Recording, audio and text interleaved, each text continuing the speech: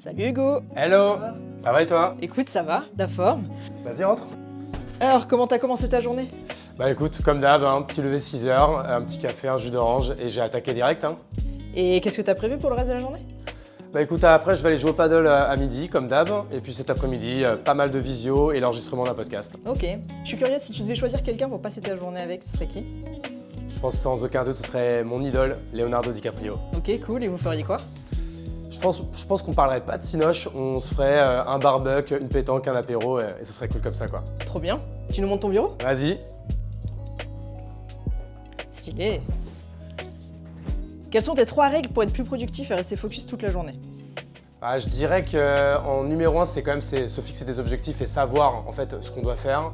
Ensuite, c'est vraiment tout préparer à l'avance, donc vraiment avoir comme un second cerveau digital. Et ensuite, il n'y a pas de secret, c'est de la discipline pour le faire, le refaire et encore une fois tous les jours. Et qu'est-ce qui t'a poussé à entreprendre? Je pense que comme beaucoup, c'est l'envie d'avoir de l'oseille et de ne pas avoir de patron. Et quels sont les entrepreneurs ou les leaders qui t'inspirent particulièrement?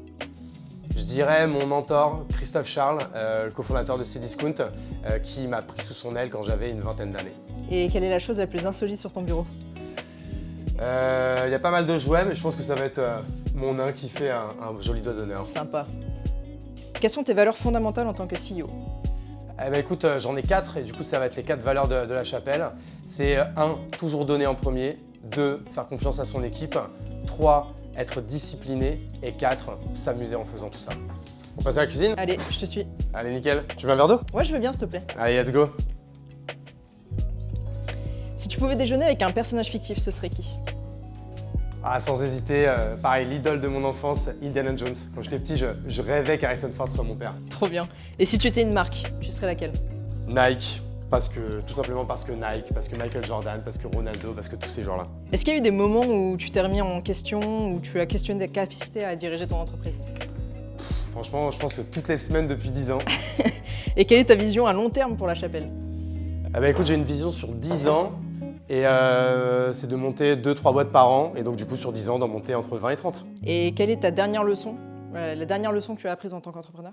Je pense que la principale leçon que j'ai tirée, c'est que sans vision, on ne sait pas trop où on va et donc du coup on le fait mal. Et quelle est ta plus grande réussite en tant qu'entrepreneur? Je pense que c'est d'avoir réussi à fédérer une telle communauté, une telle audience autour de moi. Et ton plus gros échec?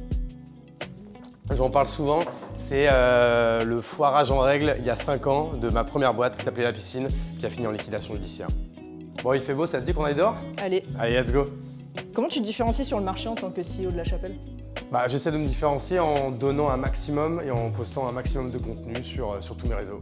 Ok, et comment tu gères la concurrence? La concurrence, c'est de l'eau. Franchement, je pense que je connais 99% de mes concurrents et que je suis pote avec les 3/4 d'entre eux. Et comment tu utilises les réseaux sociaux pour renforcer la présence de la chapelle? Franchement, pareil, il n'y a pas de secret, en postant absolument tous les jours depuis 3 ans. Et quelle est la compétence ultime que tu recherches chez un collaborateur? Je dirais l'autonomie.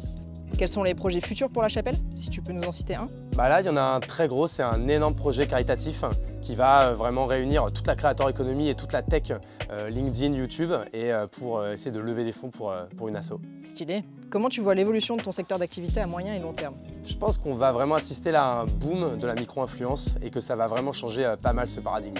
Quelle a été ta plus belle collaboration jusqu'à présent? Pareil, sans aucun doute, je dirais que c'est Notion qui est un vrai partenaire de productivité puis qui est devenu un vrai partenaire commercial avec plus de 200 000 $ de commandes en 1 an et demi. Qu'est-ce qui te motive chaque jour à diriger la chapelle? Ce qui me motive chaque jour, en fait, c'est de voir ce building qui se construit avec petite brique par petite brique tous les jours. Comment tu maintiens un équilibre entre ta vie pro et ta vie perso en tant qu'entrepreneur? Écoute, je pense qu'en fait, tout simplement, il n'y en a pas. Et en fait, c'est un immense déséquilibre. Et en fait, c'est OK. Et ça, je l'ai accepté depuis très longtemps.